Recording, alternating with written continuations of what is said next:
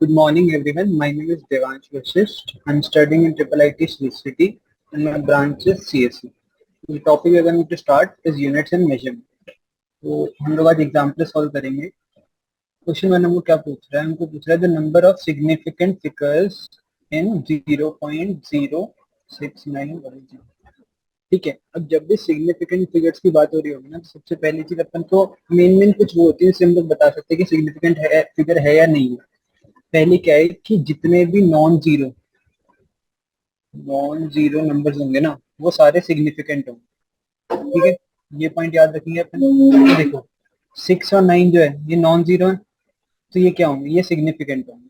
अब एक और पॉइंट है कि जितने भी अपने गलते zeros on the left of significant of non zero numbers होंगे आर नॉट सिग्निफिकेंट.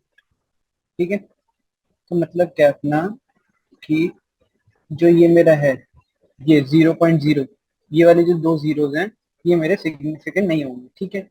एक और चीज होती है इसमें, जितने भी जीरोज है अपने, ये मैं लिख नहीं रहा हूँ, मैं बता देता हूँ कि जितने भी जीरोज हमारे राइट में है सिग्निफिकेंट फिगर्स के, मतलब फिर नॉन जीरो नंबर्स के, वो मेरे सिग्निफिकेंट होते हैं.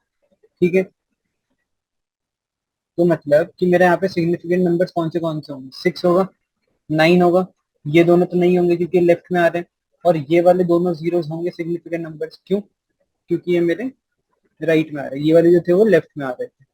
इसलिए जो मेरे total number of significant figures होते हैं इस वाले उसमें कितने होंगे? वो मेन तो जो है ना, हमको ये 3 पॉइंट याद रखने हैं. ये वाले क्वेश्चन में एक अपन को पॉइंट की नीड नहीं पड़ी थी, बट एक और पॉइंट होता है कि कहते हैं जितने भी zeros in between significant are significant. इसका मतलब क्या है कि समझ लो मेरे को ऐसे दिया हुआ है. तो अपन अब बात करेंगे 2.2 पे. 2.2 पे क्या दिया गया है कि मेरे को 3 नंबर्स दिए गए हैं और मेरे को पूछा है कि इनका अपन को सम निकालना है. ठीक है. In appropriate significant figures. तो अब इसका पहले अपन सम निकाल लेते हैं. 0.2 और 0.301 अपन को ये दिया गया. ठीक है. और अपन को अब इसका क्या निकालना है? अपन को इसका निकालना है सम. तो इसका सम निकाल लेंगे तो यहाँ पे आएगा 1, यहाँ पे 2, 8 पॉइंट, यहाँ पे 3, 1 कैरी हुआ 6. ठीक है. तो अपने पास सम क्या आ रहा है? 663.821. अगर अपन को नॉर्मल एडिशन कहा गया होता तो अपना आंसर क्या आता? अपना आंसर आता 663.821. बट यहाँ पे अपन को क्या गया है? अप्रोप्रिएट सिग्निफिकेंट फॉर्म में लिखना है. मतलब हमारे इसका मतलब क्या है कि हमको जब भी एडिशन दिया गया है तो हमें क्या करना है कि सबसे कम जितने वो हैं सिग्निफिकेंट फिगर्स. अब ये वाले में देखो, इसमें सिग्निफिकेंट फिगर्स कितने हैं? टोटल कितने? 3, 3, 0 और 1. इसमें कितने टोटल सिग्निफिकेंट फिगर्स? 4. और 2 इसमें कितने? 5. देखो ना, 4, 3, 6, 3 और 2, ये सब सिग्निफिकेंट फिगर्स हैं. इसमें 4 हैं. इसमें देखो बीच में आ रहे, तो ये भी एक सिग्निफिकेंट फिगर होगा 0. तो टोटल इसमें 3 है. तो सबसे कम सिग्निफिकेंट फिगर्स कितने अपने पास? 3. तो मतलब जो मेरा आउटपुट आ रहा है, मतलब जो मेरा आंसर आ रहा है, इसमें टोटल सिग्निफिकेंट फिगर्स कितने होने चाहिए? 3.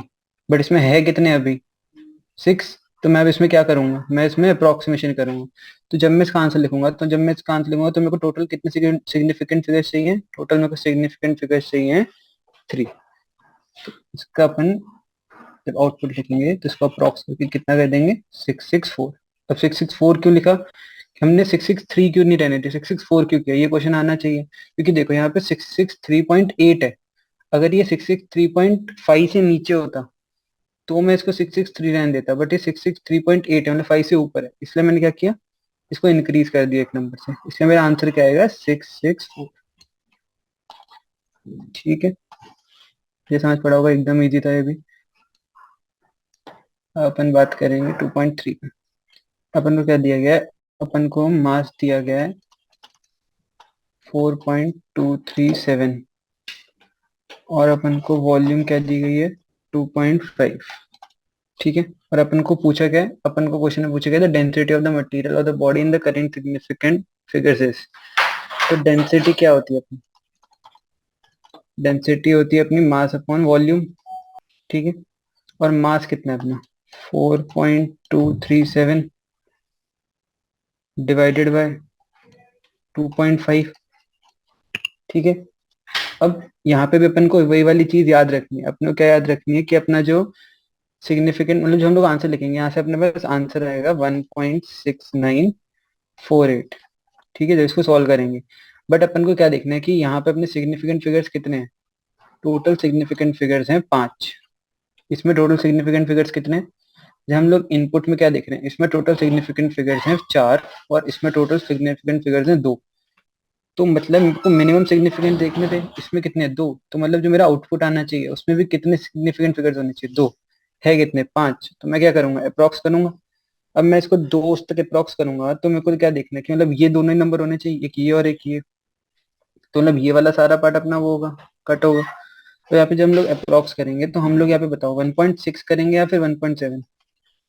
इसको कैसे सोचोगे, ये देखो जो हमारा 1.69 है, अगर ये 5 से नीचे होता तो मैं क्या करता 1.6, बट ये 5 से ऊपर थे तो हमने क्या किया 1.7।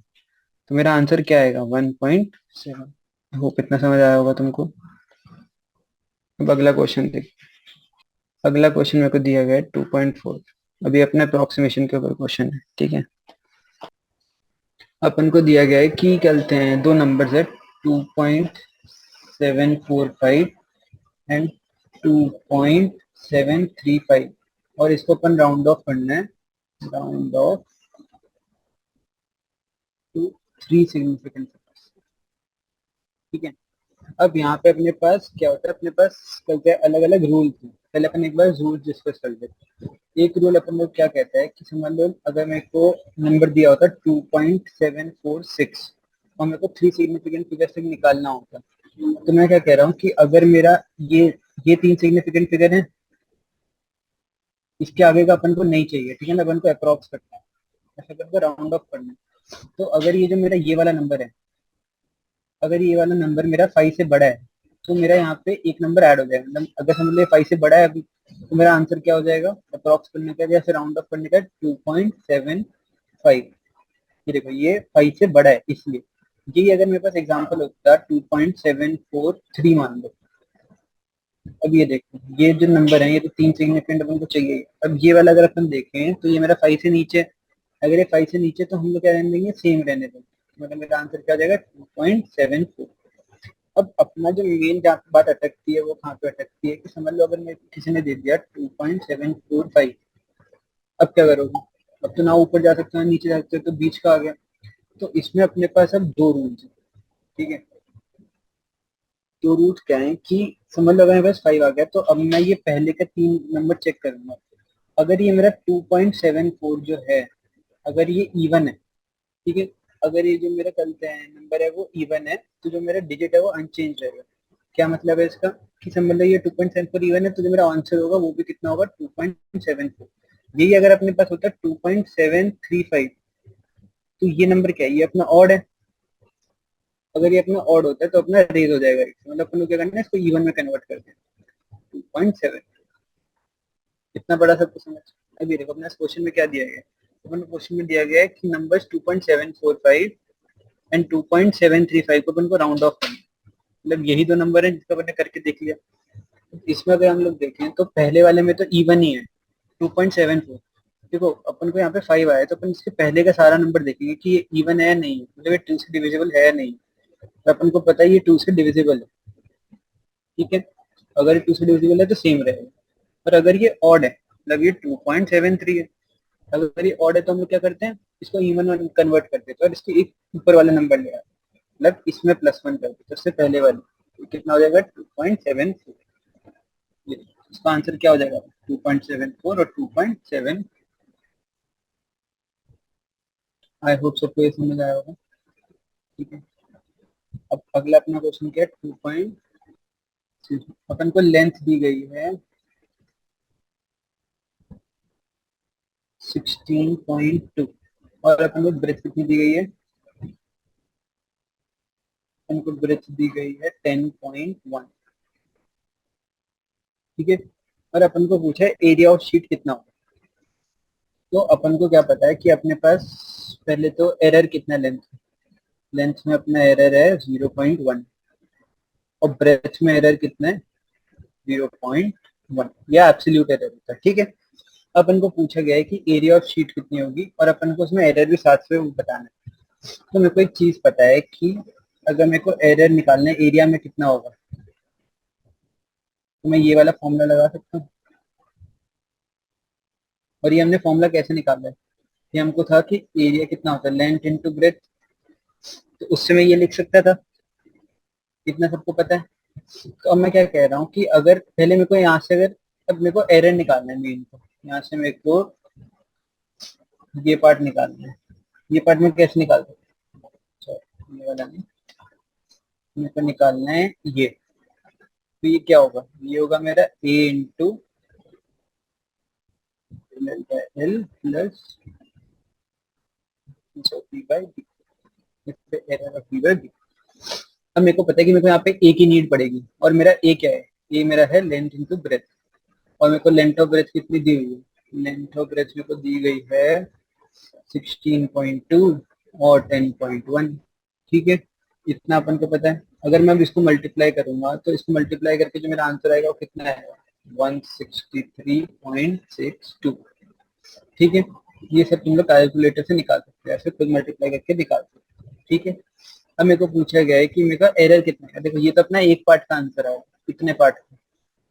अब एरर भी तो पूछा मेरे को, एरर निकालने के लिए क्या ये वाला फॉर्मूला लगाएंगे, ये वाले फॉर्मूला में हम लोग वैल्यूज पुट कर देंगे, तो एकदम इजी से काम रहेगा, बस वैल्यू पुट करनी है।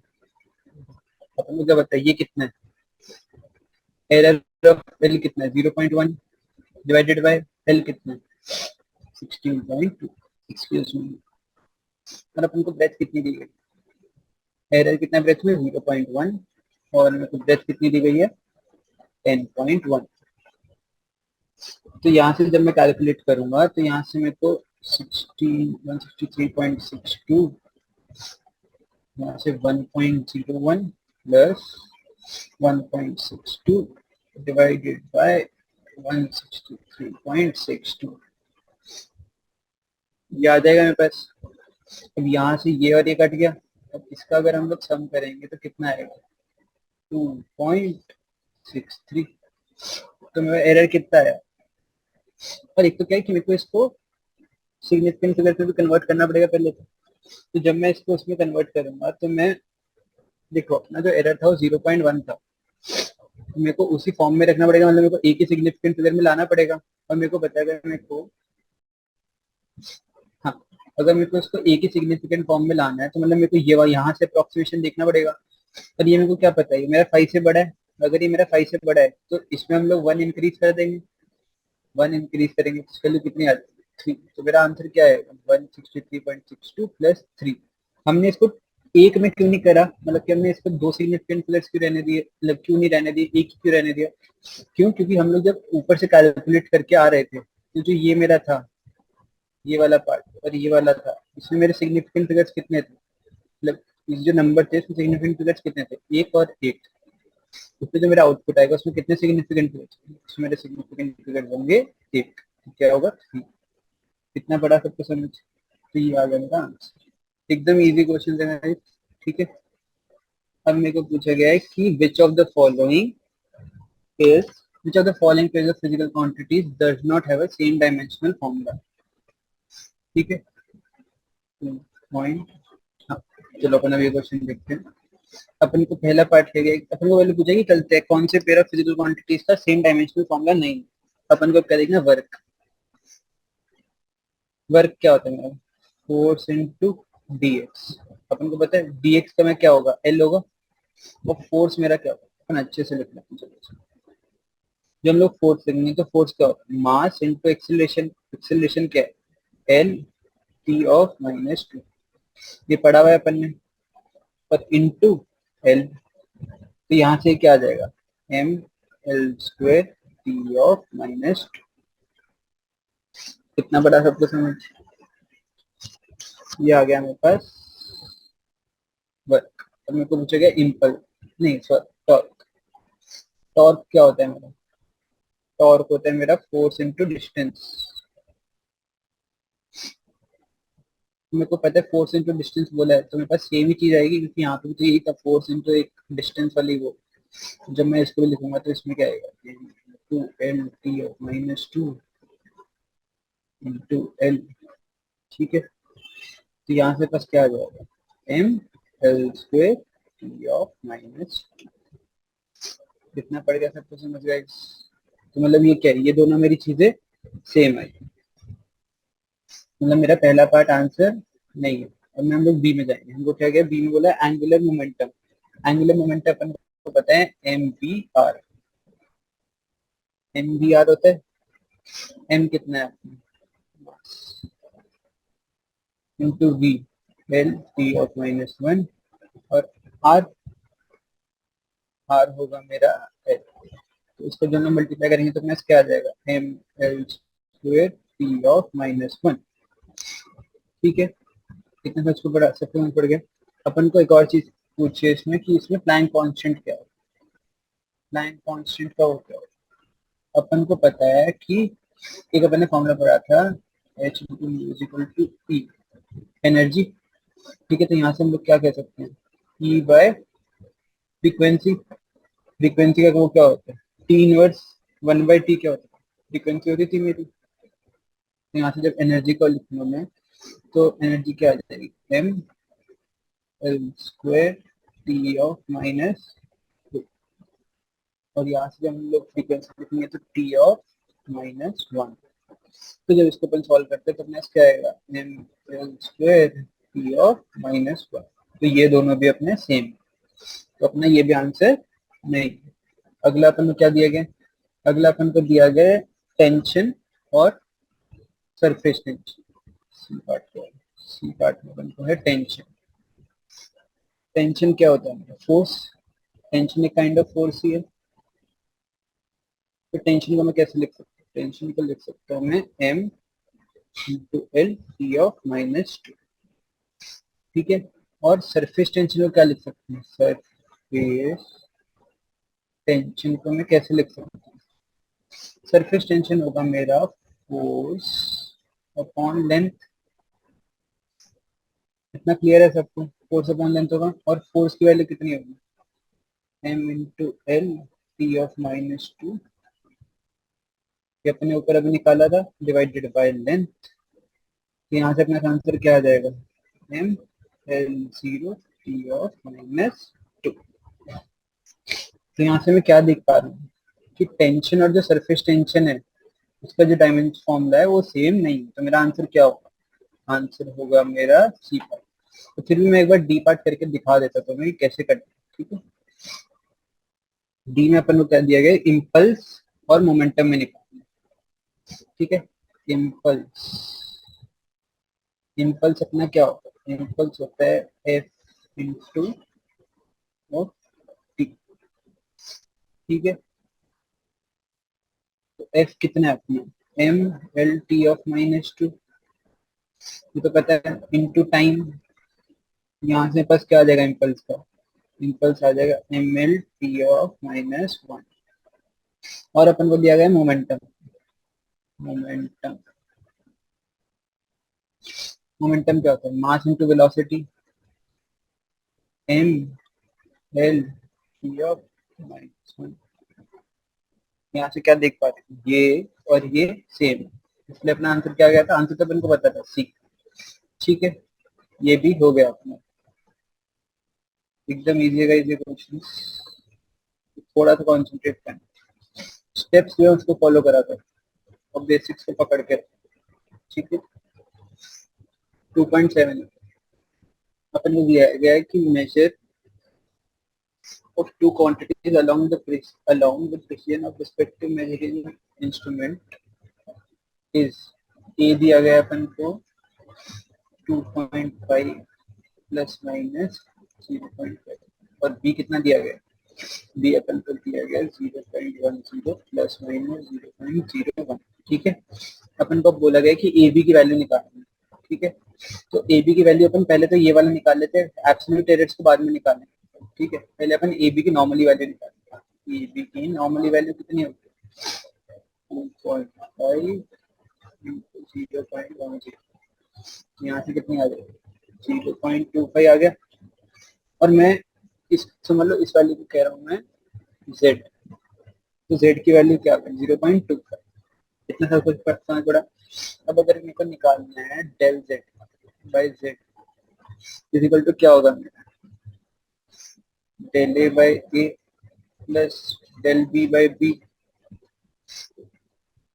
यही होगा अपना।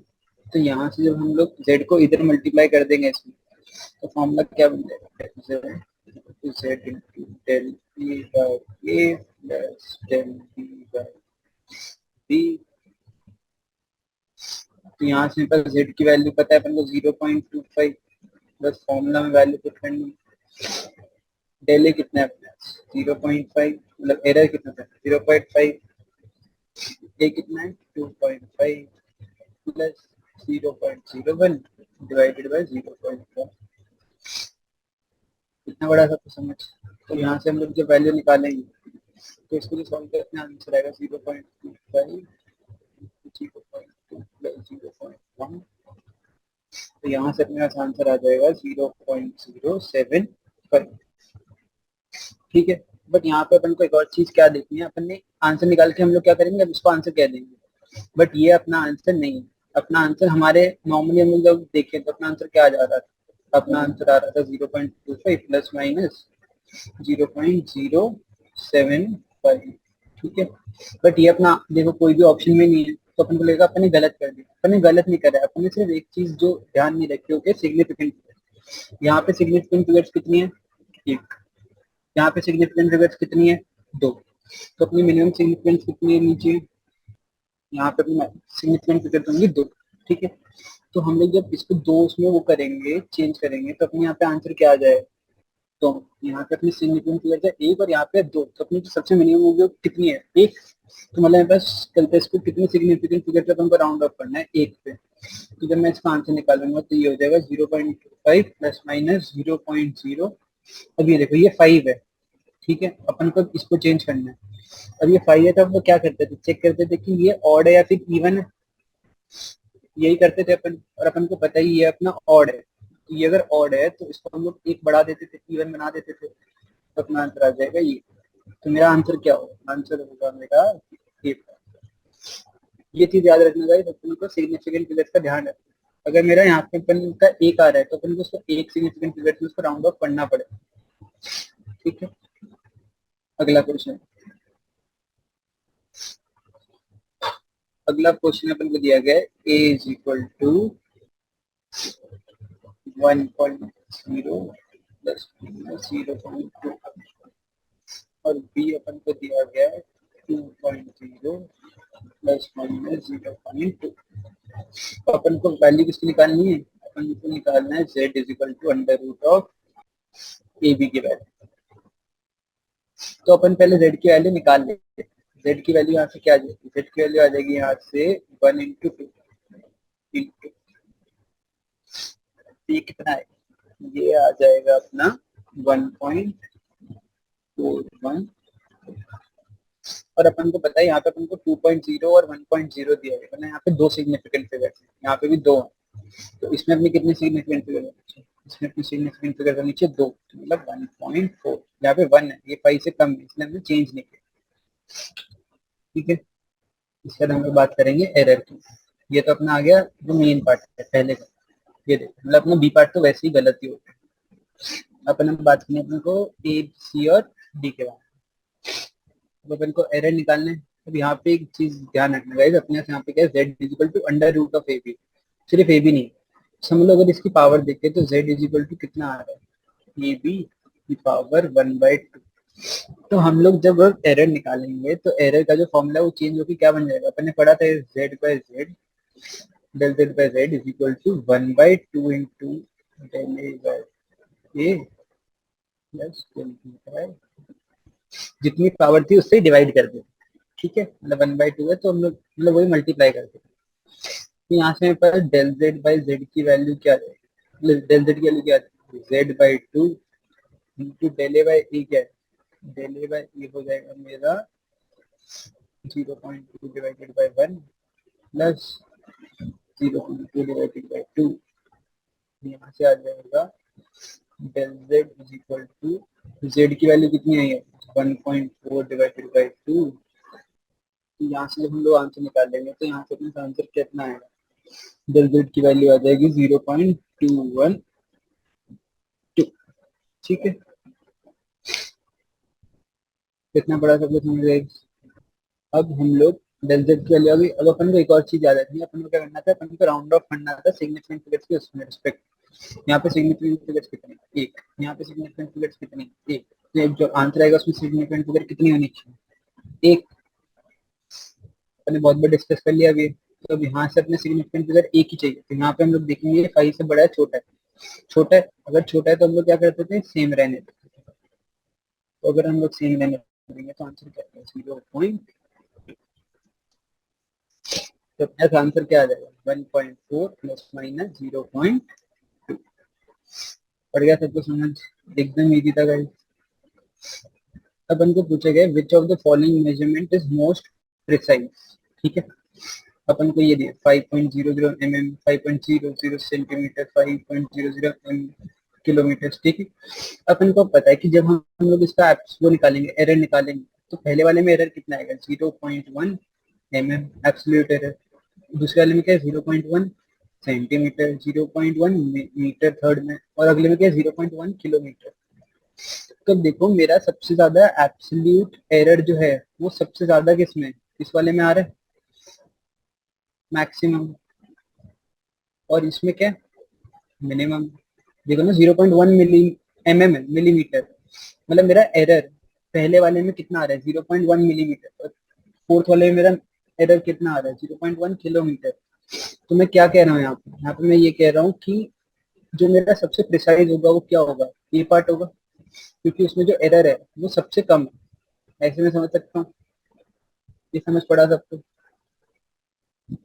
ठीक है, ये एक तरीका है इसको देखने का, एकदम इजी था। बस हमने क्या किया, हमने एरर निकाल लिया, जिसमें सबसे कम एरर है वो सबसे ज्यादा प्रिसाइज हो। यही प्रिसीजन का वही होती है, डेफिनेशन होती है। उससे मेरा आंसर क्या आ गया, 5 mm। अब मैं बात करूंगा 2.10 की। अपन को दिया गया है कि length of an object is equal to 5 centimetre. हम पूछेगा which of the following measurement is the most accurate. तो अगर मैं ए ऑप्शन के साथ डिफरेंस निकाल कर देखूँ तो मेरा कितना आ रहा है, 0.1 सेंटीमीटर। दूसरे वाले के साथ अगर 5 का डिफरेंस निकालूं तो मेरे पास कितना आ रहा है, मेरे पास डिफरेंस आ रहा है 0.195 सेंटीमीटर। सी ऑप्शन में डिफरेंस कितना आ रहा है, सी ऑप्शन में डिफरेंस आ रहा है 0.25 सेंटीमीटर। और डी ऑप्शन में, डी ऑप्शन में सबसे ज्यादा है 0.4।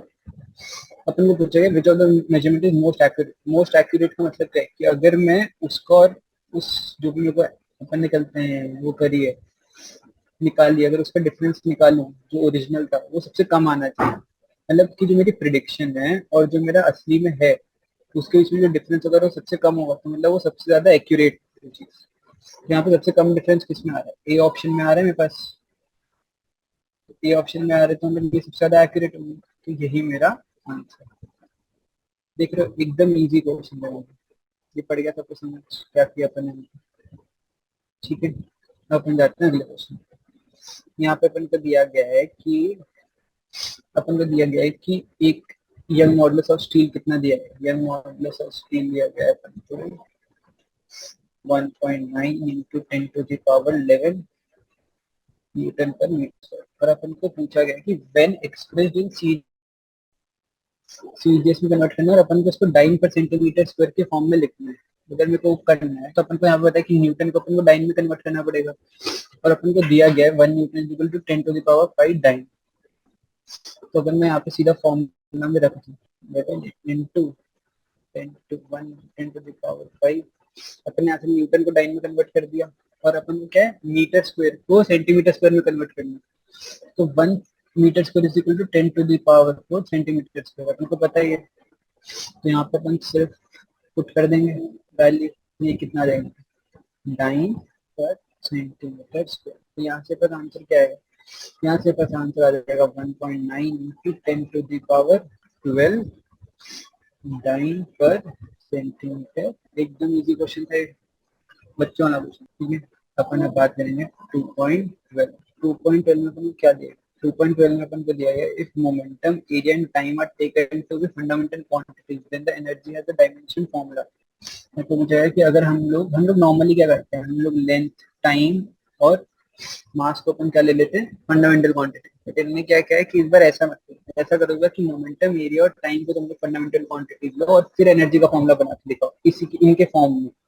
ठीक है, तो अपन को क्या पता है, अपन को पता है कि एनर्जी का फॉर्मूला क्या होता है।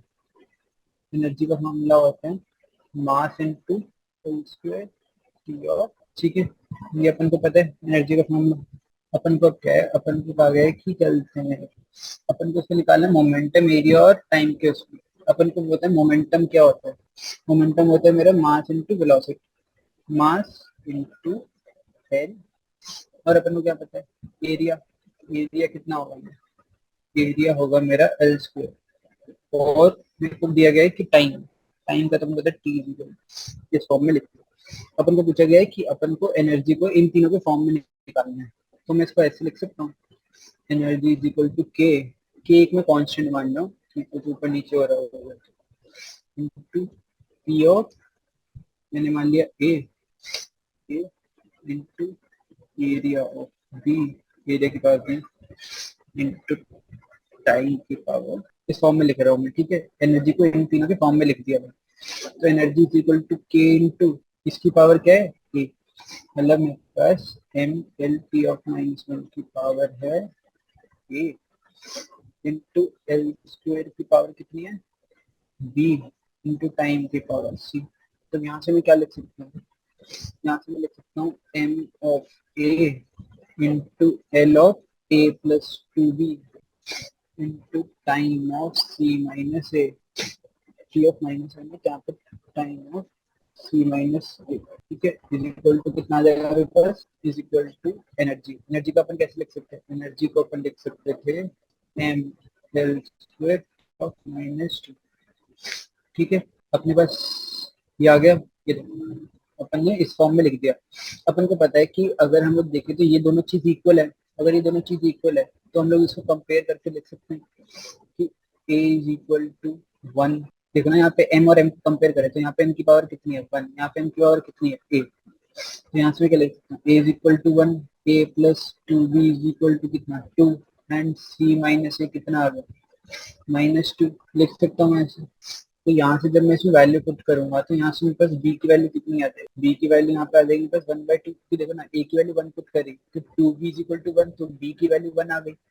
अपने को पता है a की वैल्यू है वन, और जब मैं a की वैल्यू वन यहाँ पे पुट करूंगा तो c की वैल्यू कितनी आ गई, c की वैल्यू आ जाएगी माइनस वन। तो यहाँ से मेरे पास क्या आ गया, मैंने एनर्जी को किसके फॉर्म में लिख दिया, एनर्जी को मैंने लिख दिया मोमेंटम एरिया और उसके फॉर्म में। कैसे, यहाँ पे देखो a की यहाँ पे वैल्यू पुट करो तो मेरा क्या होगा, energy is equal to momentum power one, area की पावर क्या थी बी थी, बी की वैल्यू क्या ले आया अपन वन बाई टू, और सी की पावर क्या है, सी क्या है, सी है माइनस वन, और सी क्या था टाइम, टाइम की पावर माइनस वन। देखा अपन ने क्या किया, हमने क्या किया कि हमने पहले एनर्जी को मास लेंथ और टाइम फॉर्म में लिख दिया, फिर अपन ने मोमेंटम एरिया और टाइम को अपना वैसे फॉर्म में लिख दिया अपन ने, मास लेंथ और उसके फॉर्म में।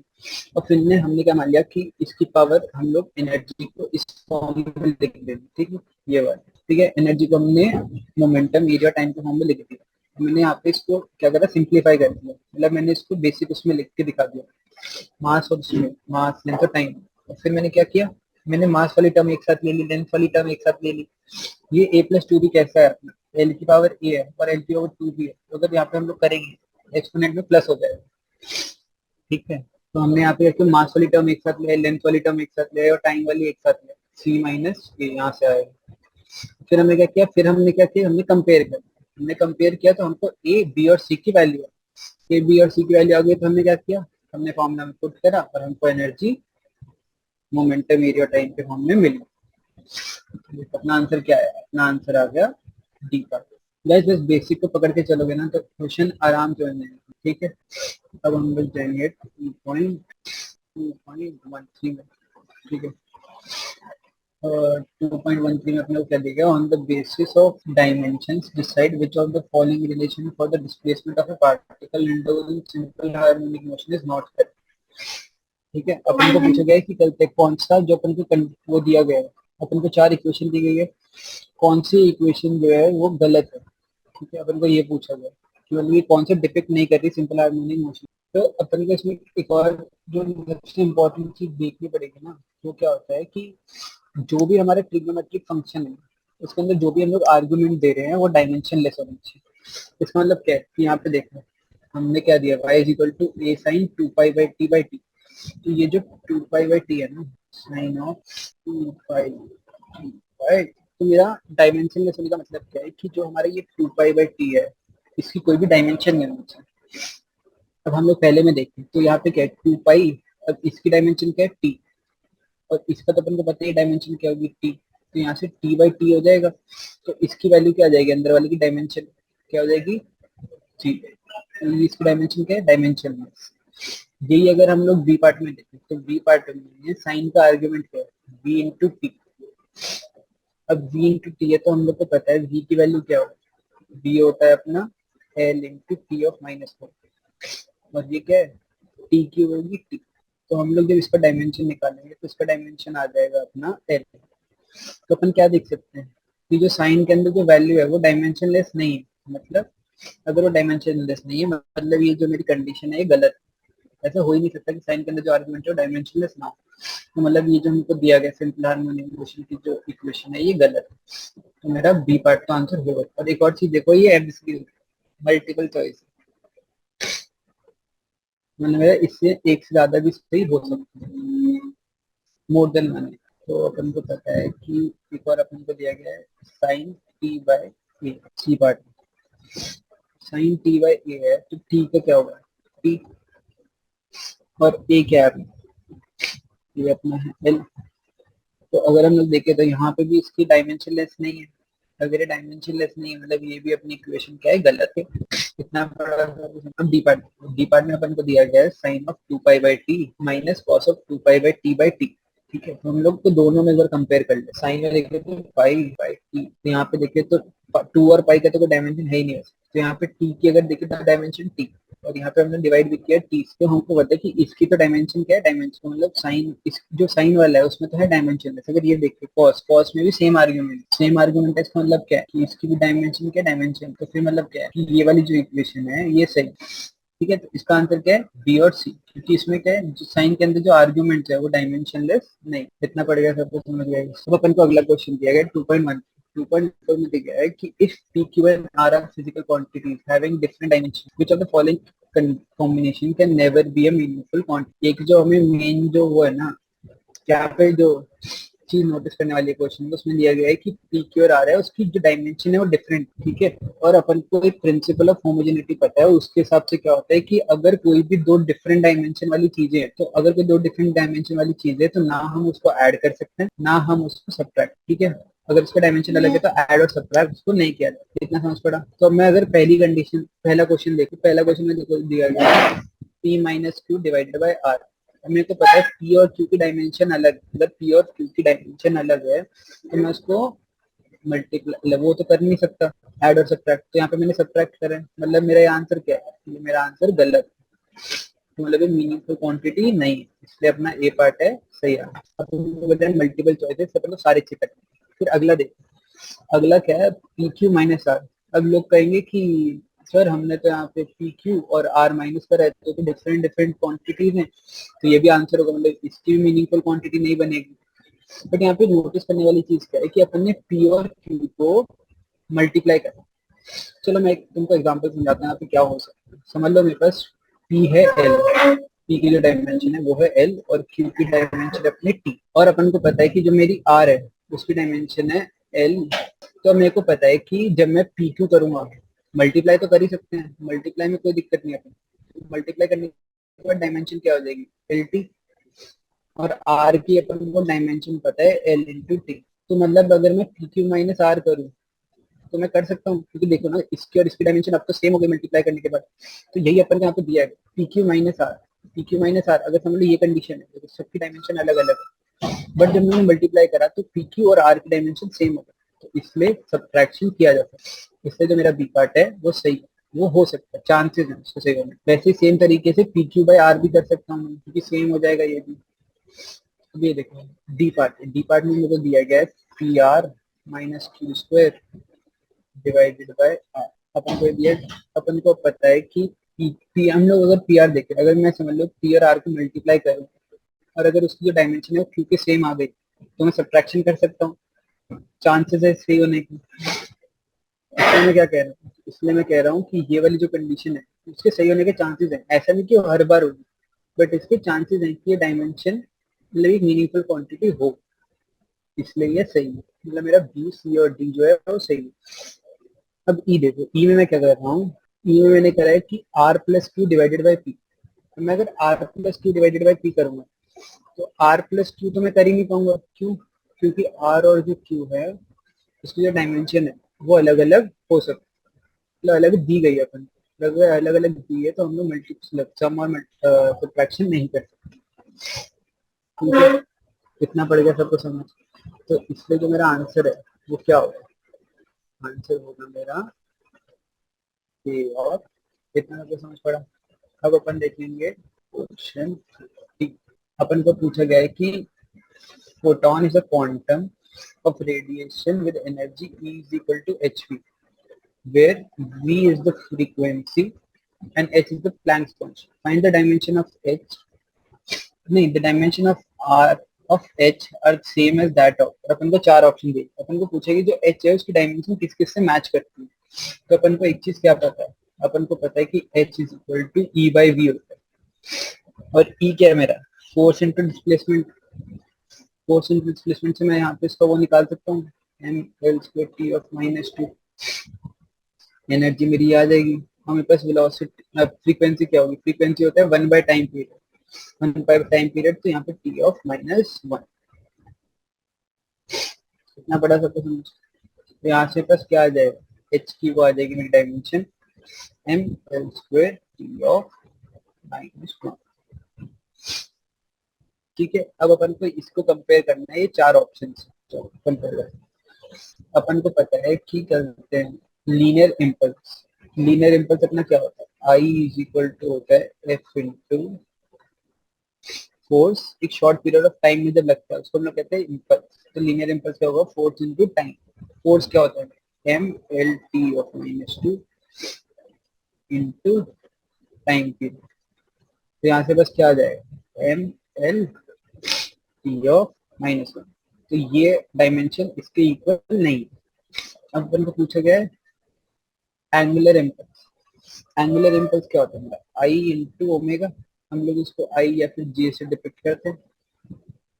आई कितना है अपना, M L square, mass into R का स्क्वायर होता था, और आर क्या होगा, एल होगा मेरा, तो एम एल स्क्वायर, और ओमेगा क्या है मेरा, ओमेगा है मेरा T of minus one, two pi by T होता है। ठीक है, तो यहाँ से मैं देखो तो यहाँ से बस क्या आ रहा है, M L square T of minus one. क्या देख रहे हो, एच और इसका डायमेंशन क्या है, सेम। तो अपना एंगुलर इम्पल्स आंसर है। अब अपन बोला है लीनियर मोमेंटम। लीनियर मोमेंटम होता है मास इनटू वेलोसिटी, मतलब M L T of minus one. आपको पता है ये और ये सेम, सेम नहीं है sir, M L square T of minus same नहीं है, तो मतलब ये मेरा आंसर नहीं है। वैसे ही मैं अगर देखूं angular momentum, angular momentum L क्या होता है, L is equal to M V into R. अगर एम वी आर हम लोग देखें तो एम क्या है, मास इंटू वी। वी क्या होता है, वी होता है L into T of minus one, और आर क्या है, आर है मेरा लेंथ। तो यहाँ से अगर मैं देखूँ तो यहाँ से बस क्या आ जाएगा, यहाँ से बस आ जाएगा M L square T of minus one. ये वाला जो अपन को होता है एच का डायमेंशन था वो यही था, M L square T of minus one. तो इसका आंसर क्या होगा, बी और डी। तो अपन में क्या करते हैं, अपन को एच का डायमेंशन निकालना है और फिर एक एक करके सारी क्वांटिटीज का डायमेंशन निकालते जाएंगे और कंपेयर करते हैं, कितना पड़ जाएगा सबको समझ। तो अपना 15th क्वेश्चन भी होगा। अब अपन बात करेंगे 16। जो 16 क्वेश्चन है वो सेम टू सेम है, आगे जाके भी है, तो हम लोग वो उसी के साथ देखेंगे। हम लोग बात करेंगे 17, ये डिक्टो क्वेश्चन आगे भी है। 17 क्वेश्चन अगर क्या गया है कि which of the following ratios express pressure. अपन को पता है प्रेशर का फॉर्मूला, अपन को एक चीज, एक फॉर्मूला तो अपन को याद ही है, सबको याद रहता है, वो होता है अपना फोर्स अपॉन एरिया। तो अपन को होता है पहला पार्ट तो अपना सही होने वाला है, बट पहले पार्ट से अपन बाकी तीन पार्ट को कंपेयर कर लेंगे। कैसे? कि हम लोग पहले वाले से डायमेंशन निकालेंगे। डायमेंशन कैसे निकालेंगे? फोर्स की डायमेंशन क्या होती है? Mass into area, mass into acceleration, acceleration M into L T of -2, और एरिया कितना? Length square. तो यहाँ से बस क्या आ जाएगा? यहाँ से बस आ जाएगा M L of -1 T of minus, ठीक है।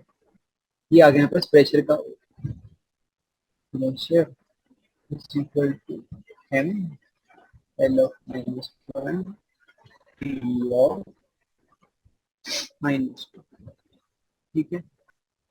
अपन को पता है एनर्जी बाय वॉल्यूम निकालना।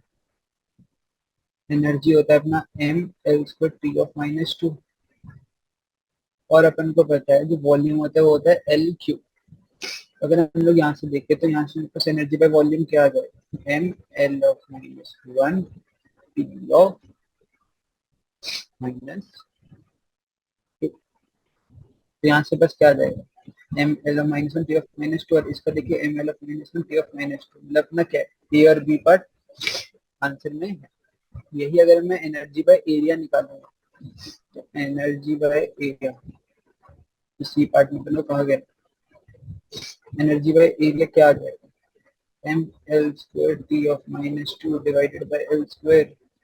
तो यहाँ से पता जाएगा एम इंटू टी ऑफ -2, ठीक है।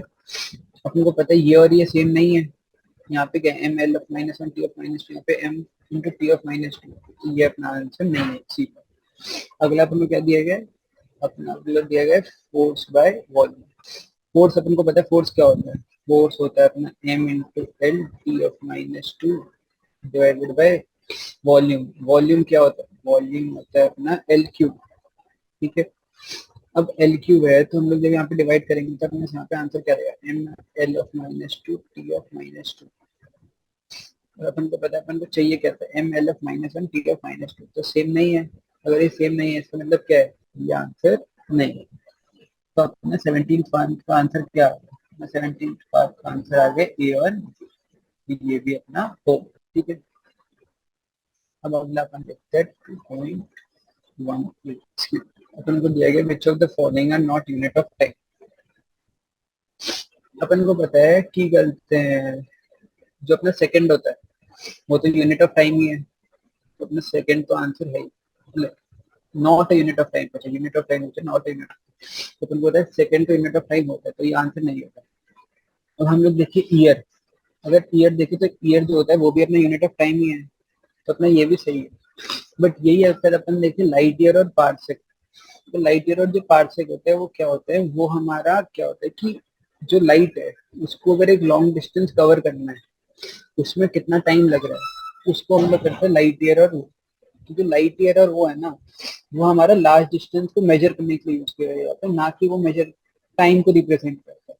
वो मेनली हम लोग लाइट, जैसे हम लोग लाइट को कितना टाइम लग रहा है, एक ईयर में कितना डिस्टेंस ट्रेवल कर देगी, उसको हम लोग बात कर रहे हैं लाइट, ठीक है। हम लोग ये नहीं बात कर रहे कि कितना टाइम है, ठीक है। तो ये चीज नोटिस करने वाली है। ये जो मेरा बी है और डी है वो मेरा यूनिट ऑफ टाइम है, बल्कि वो अपन को क्या बताते हैं? वो अपन को बताते हैं डिस्टेंस के बारे में, ठीक है। इतना सबको समझ पड़ गया। तो अगला जो अपना क्वेश्चन है वो है 2.19। अपन को पूछा गया why do we have different unit for the same physical quantity. अब यहाँ पे देखो कि क्या होता है कि समझ लो मेरे पास कोई एक चीज है, मतलब मेरा मास, अब मेरे पास मास 10⁻⁻20 kg भी हो सकता है, और मेरे पास मास कितना हो सकता है? मेरे पास मास बहुत ज्यादा भी हो सकता है। तो अगर मेरा समझ लो मास बहुत कम है तो उसको मैं केजी के फॉर्म में लिखने से अच्छा मैं उसको कोई और फॉर्म में लिख दूंगा। मैं उसको ग्राम के फॉर्म में लिख सकता हूँ अगर वो कम मास को बताना है, या फिर मैं उसको मिलीग्राम ऐसे बात कर सकता हूँ। और यही अगर मेरा बहुत ज्यादा है तो उसको मैं कोई और क्वांटिटी या फिर कोई और उससे बता सकता हूँ। तो वैसे ही समझ लो अगर मेरे पास कोई लेंथ है, ठीक है, ऐसा हो सकता है कि वो बहुत बड़ी हो। अगर वो बहुत बड़ी होगी तो मैं उसको किलोमीटर इसमें बता दूंगा, अगर वो समझ लो बहुत छोटी है तो मैं उसको सेंटीमीटर में बता दूंगा। तो ऐसा है कि फिजिकल क्वांटिटी तो सेम है, बट उसकी जो कहते हैं वो है वैल्यू है, वो तो बहुत बड़ी हो सकती है, बहुत छोटी हो सकती है, जो मैग्नीट्यूड है उसकी रेंज बहुत बड़ी या छोटी हो सकती है। तो इसीलिए हम लोग वो रेंज को वो करने के लिए हमने अलग अलग वो निकाले, डिफरेंट यूनिट्स। अगर कम है तो हम लोग कोई और डिफरेंट यूनिट यूज करेंगे, अगर बहुत ज्यादा है तो हम लोग कोई और यूनिट यूज करेंगे। इसलिए हमारे पास डिफरेंट यूजर यूनिट होते हैं फॉर द सेम फिजिकल। समझ पड़ गया होगा सबको, एकदम इजी था ये भी।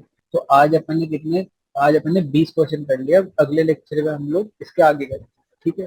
टोटल इस चैप्टर में है 44 क्वेश्चन, अपन ने 20 कर लिया। हम लोग अगले लेक्चर में ट्राई करें कि हम लोग कंप्लीट कर लें। Thank you guys for attending the lecture.